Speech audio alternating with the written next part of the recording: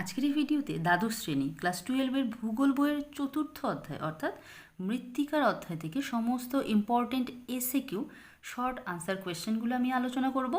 দেখতে থাকো। প্রথম প্রশ্ন, আবহবিকার মাটি সৃষ্টির প্রাথমিক পর্যায়ে কি সৃষ্টি করে? রেগুলিট। হিউমাস গঠনের প্রক্রিয়া কি নামে পরিচিত? হিউমিফিকেশন। কোন ধরনের শিলা থেকে রেগুন মাটি সৃষ্টি হয়? ব্যাসল্ট শিলা থেকে। 4 দাগে রয়েছে ভূত্বকের ওপর সঞ্চিত আবহবিকার প্রাপ্ত শিলাচূর্ণের স্তরকে কি বলে? রেগোলিথ।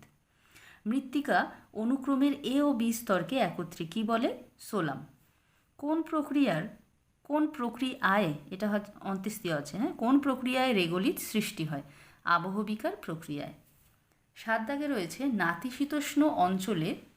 নাতিশীতোষ্ণ তৃণভূমি অঞ্চলে কী ধরনের মৃত্তিকা গঠিত হয়? চার্নোজেম মৃত্তিকা। এলুভিয়েশন কাকে বলে? যে প্রক্রিয়ায় মাটির উপরিস্তরে স্তর থেকে বিভিন্ন খনিজ পদার্থ মাটিতে চুইয়ে প্রবেশ করা বৃষ্টিপাতের জলে দ্রবীভূত বা ভাসমান অবস্থায় নিচের স্তরে স্থানান্তরিত হয়, তাকে এই প্রক্রিয়াকে এলুভিয়েশন বলে। আর স্তরকে এলুভিয়াল স্তর বলে। 9 দাগে রয়েছে রেগুলিথ কাকে বলে?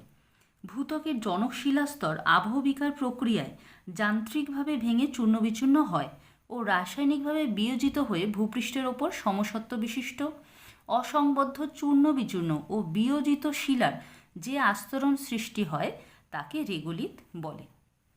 কোন ধরনের মৃত্তিকা শারীরবৃত্তীয় শুষ্ক মৃত্তিকা নামে পরিচিত? লবণাক্ত মাটি বা মৃত্তিকা।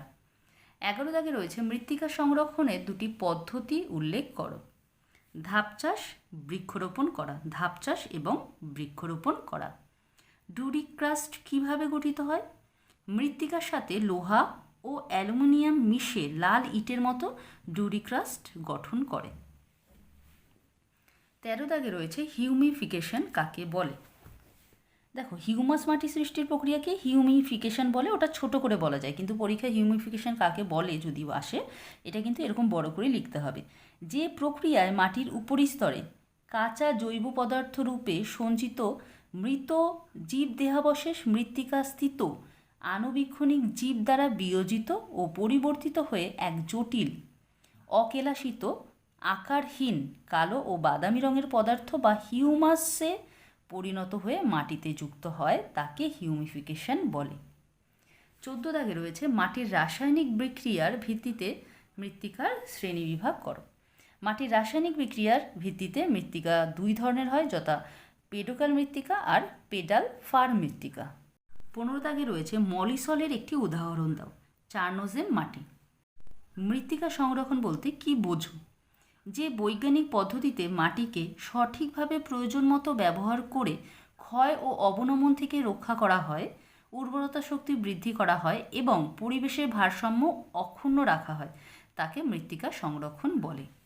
17 দাগে রয়েছে মৃত্তিকা গ্রথন বলতে কি বোঝায়? মাটিতে উপস্থিত মাটি গঠনকারী বিভিন্ন আকৃতির 2 মিলিমিটারের কম ব্যাস বিশিষ্ট খনিজ কণার আপেক্ষিক অনুপাতকে মাটির গ্রথন বলে। 18 দাগে রয়েছে শারীরবৃত্তীয় শুষ্ক মৃত্তিকা বলতে কি বোঝো? আর্দ্র মাটির জলে লবণের মাত্রা বেশি হলে উদ্ভিদ তা গ্রহণ করতে পারে না, আর এই লবণাক্ত মাটিকে শারীরবৃত্তীয় শুষ্ক মৃত্তিকা বলে। 19 দাগে রয়েছে সোলাম বলতে কি বোঝো? মৃত্তিকার পরিলেখে পরিণত মাটির নরম, শিথিল, ঝুরঝুরে ও হিউমাস সমৃদ্ধ এ এবং বি স্তরকে একত্রে সোলাম বলে। ল্যাটেরাইজেশন বলতে কি বোঝায়? উষ্ণ ও আর্দ্র ক্রান্তীয় ও উপক্রান্তীয় জলবায়ু অঞ্চলে বায়োটাইট শিলা থেকে ইটের মতো শক্ত লাল রঙের অম্লধর্মী পেডালফার ল্যাটেরাইট মাটি সৃষ্টির প্রক্রিয়াকে ল্যাটেরাইজেশন বলে। দেখো, এরপরে 21 দাগে রয়েছে স্বল্পমোচন কাকে বলে? এটা অনেক বড় করে লেখা আছে, কিন্তু খুব সোজা, তোমরা আগেও পড়েছো, ক্লাস 9-এ তোমরা পড়েছিলে। উষ্ণ মরুভূমিতে তাপের কুপরিবাহী শিলা সমকেন্দ্রিক স্তরযুক্ত এবং সমসত্ব বিশিষ্ট হলে উপরের স্তরটি নিচের স্তর থেকে দিনের বেলায় সূর্যের তাপে অধিক প্রসারিত হয় এবং রাতের বেলায় শীতে অধিক সংকুচিত হয়। বহুদিন ধরে এভাবে উপরের স্তরগুলি ক্রমাগত প্রসারণ ও সংকোচনের ফলে পেঁয়াজের খোসা ছাড়ানোর মতো খুলে গিয়ে মূল শিলাদেহ গোলাকৃতি হয়। এই প্রক্রিয়াকে স্বল্পমোচন বা গোলাকৃতি আবহবিকার বলে। 22 দাগে রয়েছে কেলাস আবহবিকারের প্রভাবে সৃষ্ট টুকরো খণ্ডগুলো কী নামে পরিচিত? ট্যালাস বা স্ক্রি। হিউমাস গঠনকারী প্রক্রিয়াকে কী বলে? হিউমিফিকেশন। মৃত্তিকার এই স্তর থেকে পদার্থের অপসারণকে কী বলা হয়? এলুভিয়েশন। ভূত্বকের ওপর সঞ্চিত আবহবিকার প্রাপ্ত শিলাচূর্ণময় স্তরকে কী বলে? রেগোলিথ। এই প্রশ্নটা বারবার আছে। 26 দাগে রয়েছে কোন প্রক্রিয়ার মাধ্যমে ভূ অভ্যন্তরের জল মৃত্তিকার ফাঁক দিয়ে উপরে উঠে আসে? কৈশিক প্রক্রিয়ায়। কোন মৃত্তিকা গঠনকারী প্রক্রিয়ায় মৃত্তিকা পরিলেখে ক্যালসিয়াম কার্বনেটের সঞ্চয় ঘটে? ক্যালসিফিকেশন প্রক্রিয়ায়। 28 দাগে রয়েছে কোন ধরনের শিলা থেকে রেগুল মাটি সৃষ্টি হয়? ব্যাসল্ট শিলা থেকে। এই প্রশ্নটা আগেও ছিল। ল্যাটেরাইট মৃত্তিকা অঞ্চলে মৃত্তিকা ক্ষয়ের কোন প্রক্রিয়া অধিক কার্যকর? ল্যাটেরাইজেশন প্রক্রিয়া। 30 দাগে রয়েছে মৃত্তিকা পরিলেখের কোন স্তর চরম নিঃসৃত স্তর নামে পরিচিত? এ হরাইজন বা এ স্তর। 31 দাগে রয়েছে কোন পুষ্টিমৌল তিনটি উদ্ভিদের জন্য সবচেয়ে বেশি গুরুত্বপূর্ণ? নাইট্রোজেন, ফসফরাস এবং পটাশিয়াম। এই তিনটিকে একসাথে এনপিকেও বলা হয়, এই শর্ট ফর্ম এনপিকে। 32 দাগে রয়েছে ইউএসডিএ মৃত্তিকা শ্রেণীবিভাগ অনুযায়ী বর্গ কয়টি, মানে মৃত্তিকা বর্গ কয়টি? 12টি। ভার্টিসল, এটা ভার্টিসল মৃত্তিকা ভারতে কী নামে পরিচিত? কৃষ্ণ মৃত্তিকা। 34 দাগে রয়েছে মাটির উপাদানগুলি কি কি? খনিজ পদার্থ, জৈব পদার্থ, মৃত্তিকার জল এবং মৃত্তিকার মধ্যে থাকা বাতাস। পার্সেন্টেজগুলো পাশে দেওয়া আছে। স্ক্রি বা ট্যালাস কি? শীতপ্রধান পার্বত্য অঞ্চলে যান্ত্রিক আবহবিকারের ফলে শিলাস্তর ভেঙে টুকরো টুকরো অসংখ্য কোণা বিশিষ্ট বা কোণ বিশিষ্ট প্রস্তরখণ্ডে পরিণত হয়। এই কোণ বিশিষ্ট প্রস্তরখণ্ডগুলি উলম্বভাবে পর্বত গাত্রে অবস্থান করলে তাকে ট্যালাস বলে। ল্যাটেরাইটের নামকরণ কে করেছিলেন? 1807 সালে ফ্রান্সিস হ্যামিল্টন। দুটি আঞ্চলিক মাটির নাম লেখো। ল্যাটেরাইট মাটি ও চার্নোজেম মাটি। কৈশিক প্রক্রিয়া কি? যে প্রক্রিয়ায় মাটির নিম্নস্তরের জল ও দ্রবণীয় পদার্থগুলি মাটির সূক্ষ্ম ছিদ্রের মধ্যে দিয়ে ধীরে ধীরে উপরে উঠে আসে তাকে কৈশিক প্রক্রিয়া বলে। মৃত্তিকা ক্যাটেনা কাকে বলে বা সয়েল ক্যাটেনাও বলা হয়? একই ধরনের ভূপ্রকৃতি ও জলবায়ু অঞ্চলে ভূমির ঢাল বরাবর যখন মৃত্তিকা স্তরগুলি নিজেদের মধ্যে এবং ভূপ্রকৃতির সাথে সম্পর্কের ভিত্তিতে গঠিত হয় তাকে মৃত্তিকা ক্যাটেনা বা সয়েল ক্যাটেনা বলে। এনপিকে বলতে কী বোঝো? একটু আগেই বলেছিলাম তোমাদের এনপিকে এর কথা।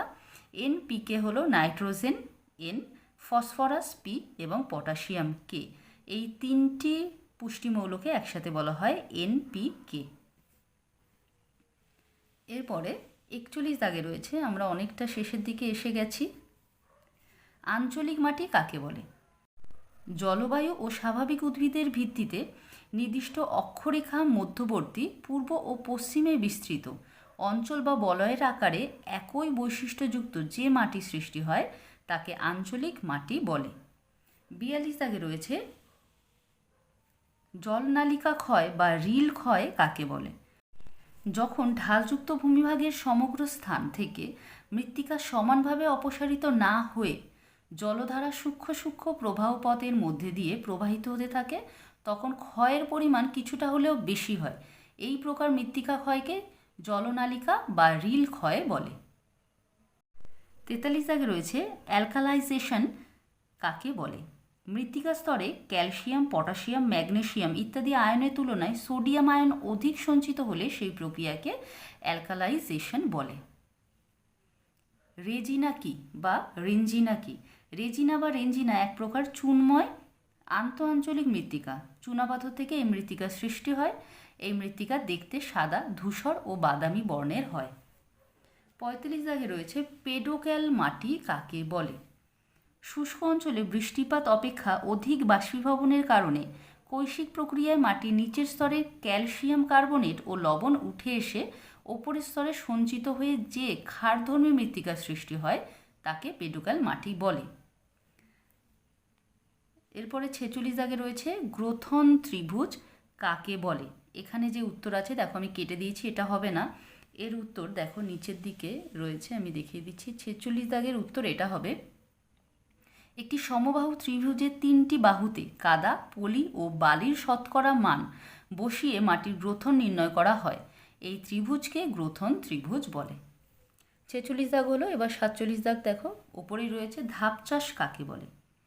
পার্বত্য ঢালে বিভিন্ন উচ্চতায় সিঁড়ির মতো ধাপে ধাপে অর্ধচন্দ্রাকার সমতল জমি তৈরি করে প্রান্তভাগে ছোট ছোট পাথর ও মাটি দিয়ে বাঁধ নির্মাণ করে জমিকে ঘেরা হয়। ফলে ঢাল বরাবর জলপ্রবাহ বাধা পেয়ে ভূমিক্ষয় বন্ধ হয় ও জমিতে জমা জলে আড়াআড়িভাবে ফসলের সারি রোপণ করা হয়। এই পদ্ধতিকে ধাপ চাষ বলে। এই ছিল তোমাদের শেষ এসএকিউ। আর তাহলে এই হলো তোমাদের মৃত্তিকা অধ্যায় থেকে সমস্ত ইম্পর্ট্যান্ট এসএকিউ। আশা করি তোমরা বুঝতে পেরেছো প্রশ্ন উত্তরগুলো। আর এই ভিডিও থেকে যদি কোনো প্রশ্ন থাকে অবশ্যই আমাকে কমেন্ট করে জিজ্ঞাসা করবে। আজকের জন্য এখানেই শেষ করছি। খুব তাড়াতাড়ি তোমাদের প্রয়োজনীয় আরও অনেক ভিডিও নিয়ে আসতে চলেছি।